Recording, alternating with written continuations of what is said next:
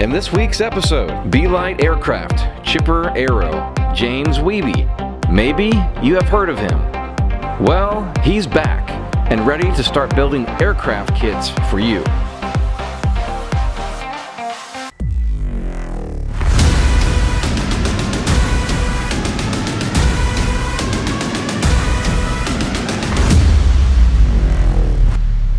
All right, everybody, welcome to another episode of the Experimental Aircraft channel. And this one's a little special. We're talking to a guy named James Wiebe. In the past, you know him from Belite Aircraft and the Chipper. And some things have happened in the past and some things are about to happen in the future. I just wanted to bring him on and have him kind of out of the horse's mouth explain what is going on. So welcome, James. I appreciate being here. Good to have you. Good to have you. Merry Christmas and soon to be Happy New Year. Yes, to you too. So I'll kind of jump around just a little bit here, but if you could explain at this moment, because you've got a couple different things on the web, Belite Aircraft and then Chipper Aero, what was then and what is now and what is moving forward? Then, now, moving forward. Got it. Okay. Belite Aircraft was the company name and branding that we used for ever so long of a time. Basically when we were doing nothing but ultralight aircraft. And then at the time that we developed Chipper, we created this two-place design, the Chipper 2, which at that point we started to use the name Chipper to describe our two-place efforts. And Belite was our historical single-place ultralight efforts. That's confusing, and I acknowledge that it's confusing. I've kind of decided that moving forward, everything is going to fall underneath the Chipper brand. I'm still actively using Belite Aircraft out on Facebook, and I'm also using Chipper actively out on Facebook as well. But there really is just one set of efforts moving forward. So I've really focused on Chipper.aero as the main place to find out about our information. The bad news is that we've just not pulled all the information together yet in one spot, but that will happen given a little bit more time. Okay, and that's fine. And that's why I wanted to add clarity here for everybody. So if you're searching on the web, you're going to find still beliteaircraft.com, and you've got a couple of different links on that landing page there. But where you want everybody to go moving forward will be chipperaero.com. Yep, I just started updating it about a week ago. It's just a mess of broken links and things, but it's coming together. And as we go through into the new year and into the springtime, we'll get it fixed up and looking spiffy. Perfect, perfect. So not to dig up the past, but I know even for myself, there's a few questions of what actually happened. We heard about the fire, obviously. Very sorry to hear about that happened with you and your company. If you could just a couple minutes explain what happened, what was lost during the fire. Sure. Well, that was early June of 2019, 2018, 2019. I'm losing track. In any case, my wife and I had settled into bed and were watching TV around 11 o'clock. Got a phone call from the police saying that there'd been a fire at our facility and we needed to come. When we got there, there was around 20 different emergency vehicles surrounding our building, and one quick look inside as they had mostly wrapped it all up. The entire interior of the building had just been nuked. It was black. The ShopBot CNC machine had been left cutting wood, and it immediately became clear that the dust collector from the CNC machine had caught fire. That was just heartbreaking. We had shipped 4 kits that particular day, but I could instantly see that the world had changed significantly. The outcome of that was that it was a full stop on our operations. There was nothing left to operate with. The work in progress, raw material, some tooling, some samples, just basically everything that was significant to the operation was under that roof, and it was more or less destroyed by it. And unfortunately as well, I was underinsured dramatically for that particular event. It was a force majeure in terms of the operation. And then I could immediately see that we would have no ability to produce kits physically in any way, and that there was no need to employ people. There was nothing for them to do, and things were just blown up. So it was an incredibly sad and distressing day, and it really marked a turning point personally and professionally for me. It's just heartbroken. Sure, sure. And a lot of people don't know or don't realize what a small niche business aviation is, especially in manufacturing. So yeah, one little thing goes wrong, it upsets the balance of everything very, very quickly. So just again, for clarity on this, what happened with your CNC machine, and if people aren't familiar with that, oftentimes you can let CNC machines run a program for hours and you can walk away from it. And that's what you were doing apparently. But unfortunately, this dust collector built up and something caused a spark or overheated and caused the dust to ignite. Yeah, we think that the head of the CNC stuck, and then the bit was left there spinning, generating heat, smoke, and flames. It didn't shut down. The guys had worked, I think, late that night. There was a couple of the guys that run the CNC. Ironically, one of the part-time operators that we had just hired to help us was a retired firefighter. So, yeah,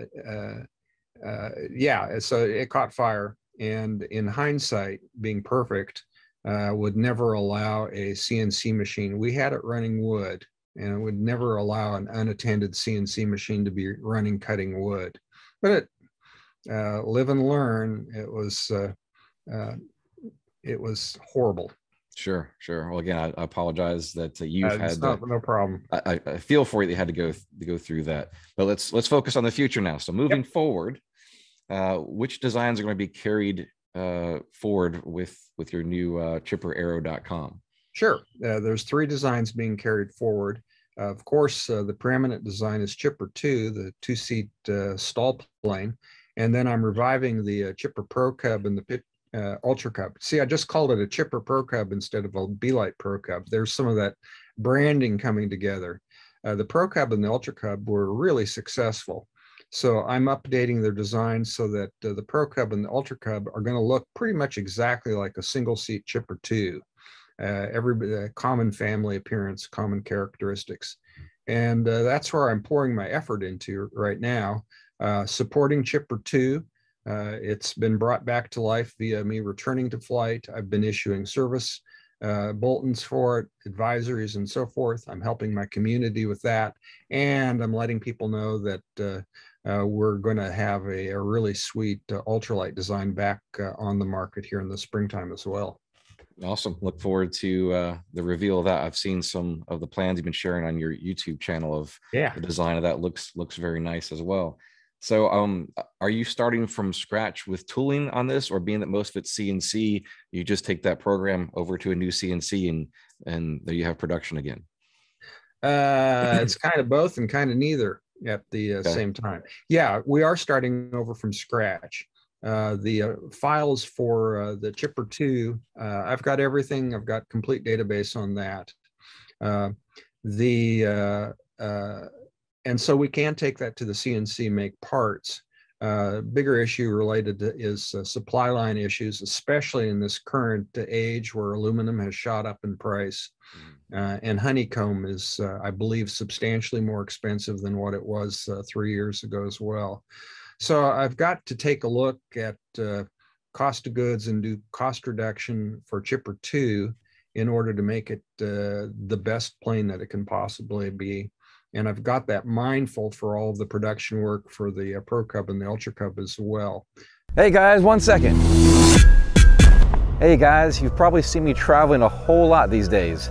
What makes all this possible, getting this original aviation content, is sponsors like these. Dynon Avionics at dynonavionics.com. Airtech Coatings at airtechcoatings.com. Airworx at airworxaviation.com. AviNation at avinationusa.com. Check the description below for links to these great companies. And visit our website at experimentalaircraftchannel.com for events, our video library arranged in easy to find playlists on specific topics, affiliate products, aviation merchandise, and so much more. If you like these videos that we are producing weekly, give that like button a click and engage all notifications so you don't miss a single episode. So, you know, bottom line is my ShopBot is back up and running. It survived the fire and I ended up with it. So that's pretty cool. I can make flat parts now. We had all of our billet stuff cut outside. That's no big deal. Pricing, of course, will have gone up on aluminum and billet parts as well. I haven't got. So that's one of the questions I had for you as you move forward. How much will be, especially you're starting over again, kind of, how much will be produced in-house versus third party? Which there's nothing wrong with that because a lot of people do it, and most of it is just a program. So how much of it will you do in-house? Is it just the honeycomb, or what will you do in-house? For the Pro Cub and the Ultra Cub, we expect that I think I'm going to do almost everything in-house. The whole point is with that thing is just like that is effort that I can do in my facility. And for the Chipper 2, I was in the process of moving it out of house at the time that we had the fire. That's another piece of the irony. And now I haven't assessed yet what the right way is to do that. I think that I can't answer that question until we have just a couple more months, few more months under the road. Certainly by Sun and Fun, I'll have all those things nailed down. It's just too early now for Chipper 2 to figure that one out. Sure. So which, just to explain to everybody what your aircraft or aircrafts are built from, which materials do you use? Is it all aluminum and then the honeycomb aluminum, or do you have a little bit of wood? Is it epoxy? Explain what the materials are used. Sure. For Chipper 2, most of the framework was done with honeycomb aluminum, which is phenomenal. It saved my life when I had my accident up in Alaska back in 2018. And then, of course, it uses aluminum metal skins, aluminum gussets. There's a tiny bit of wood in it, but mostly just aluminum, honeycomb aluminum. For Pro Cub and Ultra Cub, it's the same way as well. It's all aluminum. Bits and pieces of honeycomb aluminum used scantily because it's expensive, combined with aluminum skins and so forth to make it easy to build and durable. Wood. Oh, people love wood, and I just haven't been able to reconcile, you know, the purity of using wood versus the ability to just use a little bit of it. That sounds confusing. But the bottom line is that I'm building my reputation now with aluminum and honeycomb aluminum as the base technology. That's put together with just rivets and glue, bonding, and I know how to do that. So you know, we've got some stuff figured out, and it's a great way to build an airplane.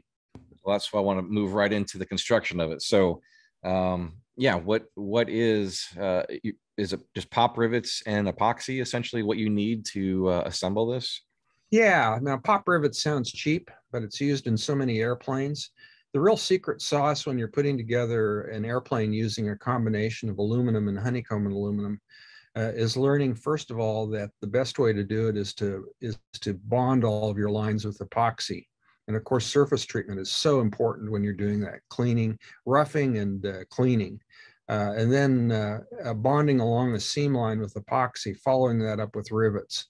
The idea then is that you're using the epoxy to create this incredible, you know, shear tension, and then you're using the rivets to keep the whole assembly together over the life of the airframe.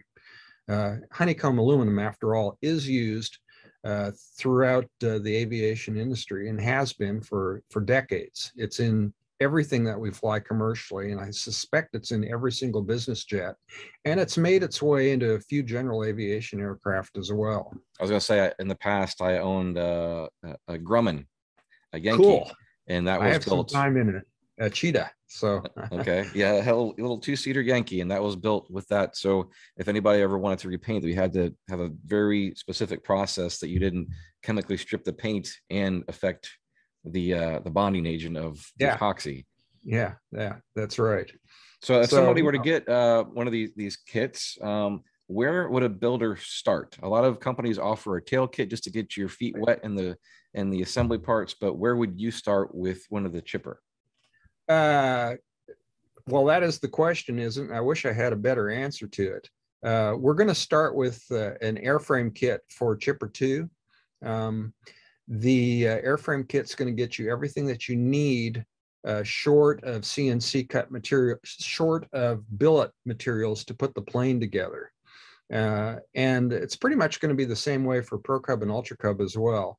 That's where things diverge. For the ultralights, there's not a whole lot of additional machine parts required to make the thing fly, if any. But for the Chipper 2, then we follow up with what's called a finishing kit. And one of the things that I'm looking to do to reduce costs, because, you know, safety's first, but cost is number two. And then everything else follows after safety and cost. The thing that I want to do is supply these kits and then have us not do the kitting of the nuts and bolts and rivets. We used to do that. And it was really a value add feature. But since I'm starting over and there's just one of me for the time being, it makes more sense just to publish the list and then have the buyer produce those, have the builder procure those things from Aircraft Spruce or wherever, where you can have a published list. And I don't have to charge any handling for that. So you essentially just create a materials list. Which exactly. And that's the course that a lot of the kit companies have followed. Of course, you know, others do more complete, but you have to judge what it is that you can do in order to reduce costs and make it easy at the same time for the builder. And then honestly, once you get your materials list created, it's probably a fairly simple conversation with like Wix Aircraft or Aircraft Spruce for them to create a line item of their own kit. And then they've got that already, so they can just order it straight from there versus trying to one by one get quantities of such. Yeah, exactly so. And Wix and Aircraft Spruce would be the go-to places to get that done. Yeah, I've worked with both of them. Good companies, good people. So once somebody did receive the kit, would you have any recommendation again of like where to start, just to get, you know, a little bit going on here? I mean, you've built several. What would be let's just narrow it down. What is the simplest assembly you could possibly start with in one of your kits?